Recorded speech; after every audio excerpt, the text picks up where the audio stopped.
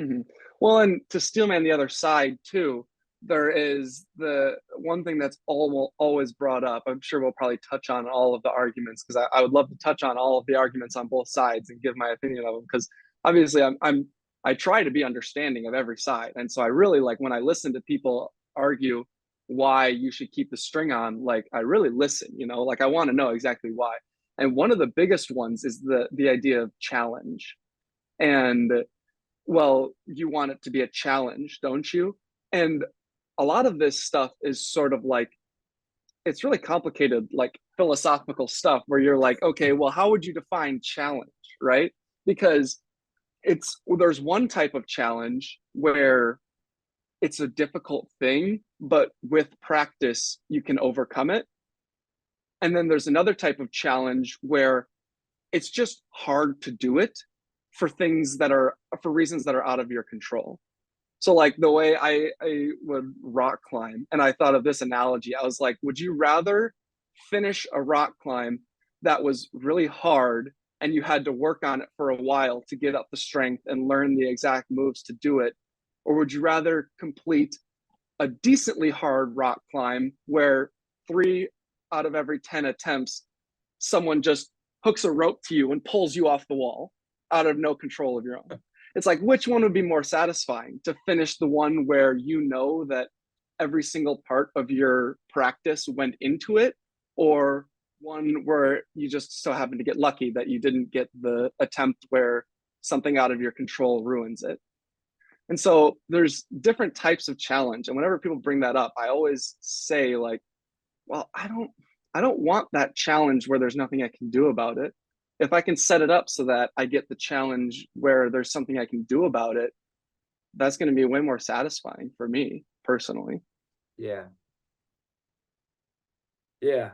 I agree. I think I'm trying to think of what people would say, and they'd probably say that well, that random person pulling the rope isn't necessarily out of your control.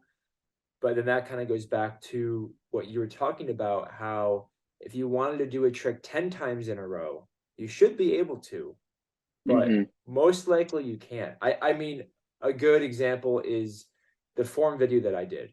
The three tap, late three tap. Most Mm-hmm. of those players without a string, like these are Could, probably the best players to look at. Because I yeah. didn't do any Japanese players, I don't think, but these are top players. Mm-hmm. And only Edwin did it first try. But these are players that know the string more than anybody, especially for this trick, because this is a very new gen trick that they've done a million times for the most Mm-hmm. part. Lots of But juggles, lots of movement with your hands back and yeah, forth. and nobody got it for only one. Edwin got it first try. But most players took He's a beast. between, He's the goat. yeah, he's the goat. He's But most literally like, players took like between maybe a minute to 10 minutes to do it. And it's like, why? Like mm-hmm. if it's not just that this trick is that hard, because it is hard for most people, but not for them. It has to do with the string, I think. And Mm-hmm. I Whereas if think, they had no strength, they could do that trick 3 times in a row first try. yeah, And I that to me think is so. just so much more satisfying. Yeah. And so, I think maybe part of your reasons for playing stringless, and your, I don't want to say promotion, but like your defense of it, is that the way that you think about kendama. Like I really like the way that you thought about posting, and it goes beyond social media. It goes beyond of how you look at kendama, how you look at your abilities, your skills, Mm-hmm. life, where you don't want to get lucky with anything. You want to be able to have the skills to do it, and then you share a post that reflects your skills that you've Mm-hmm. worked hard to get to. Right. Like ultimately, like my end goal with Kendama is not to have this like rap sheet of crazy bangers that I've landed. It's to be 30 alone in the woods, shirtless, barefoot, just doing kendama and just like landing everything. Like that is my pinnacle. Like having this Ken and Tama and just being able to just do crazy stuff with it every time. And when no one's watching, like I don't care if anyone's watching, like I just want to be able to do it for myself. And Like the that's six another pack with thing the is shirtless though, like people, I mean, they would appreciate that if they were watching.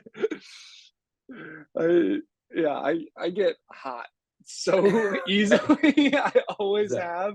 And so I'm just like I'll be like here in Wisconsin, I'll be shirtless at like 45 if it's like just yeah. the right conditions. If I'm grinding 10 taps, like there's no temperature where I'll keep the shirt on. At the Um, at Battle at the Border on the Thursday jam, it was like freezing cold and everyone was just like shivering, kind of like hanging out and talking. And I was there seshing with Andre Goya, and we were just seshing taps. And we were like, I was like, I don't know about you guys, I'm sweating right now. yeah. Do you feel like the shirt is like the string where it kind of can get in your way?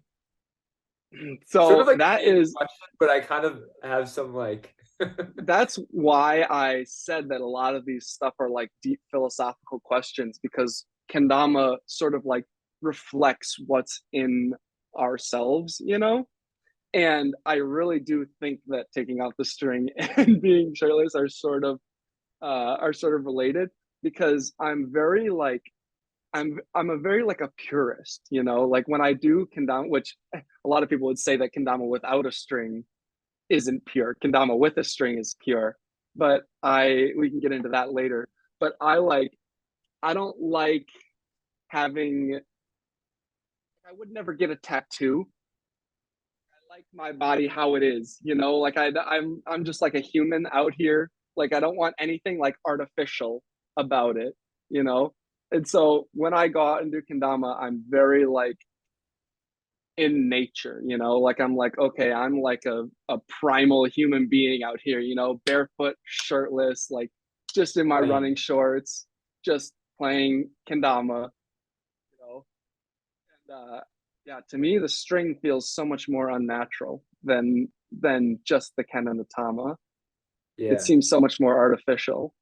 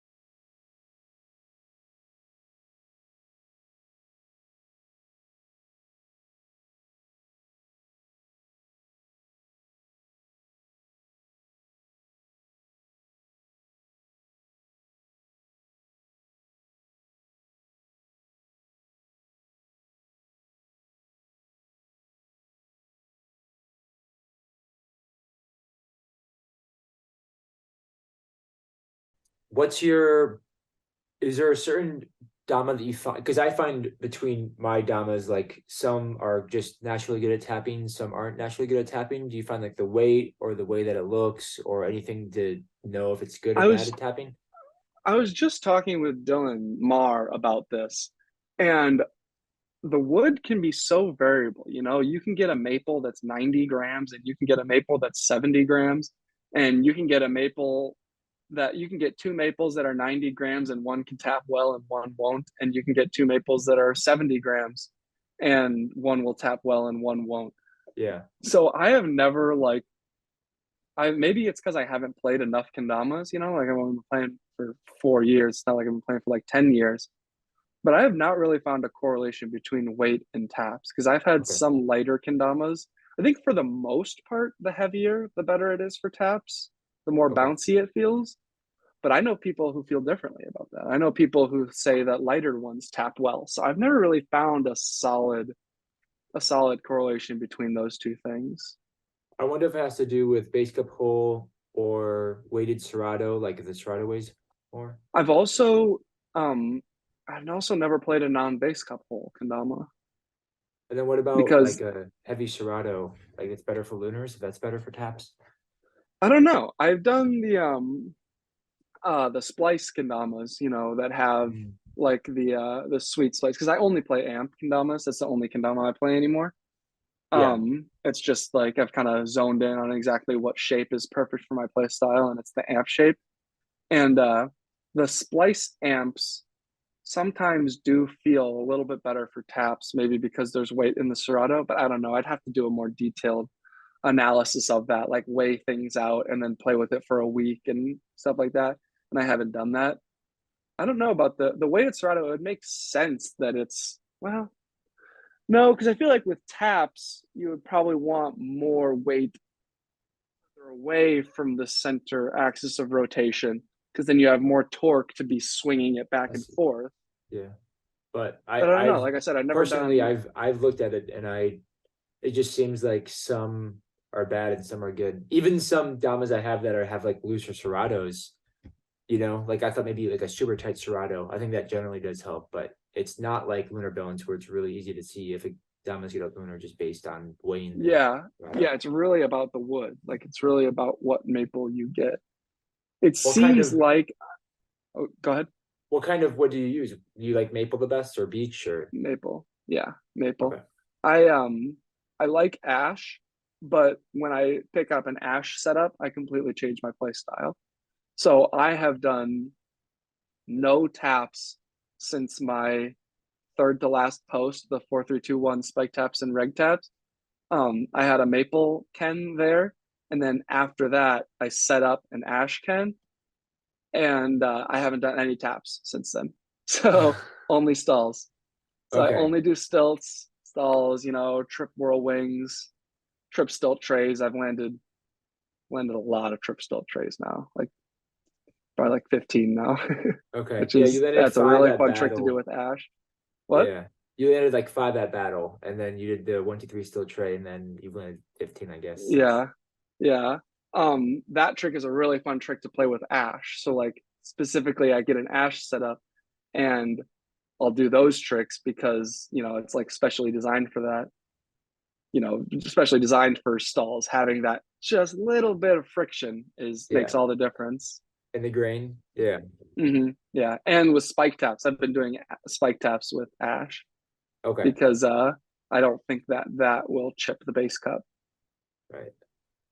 At least it Um, hasn't in my experience so far. okay.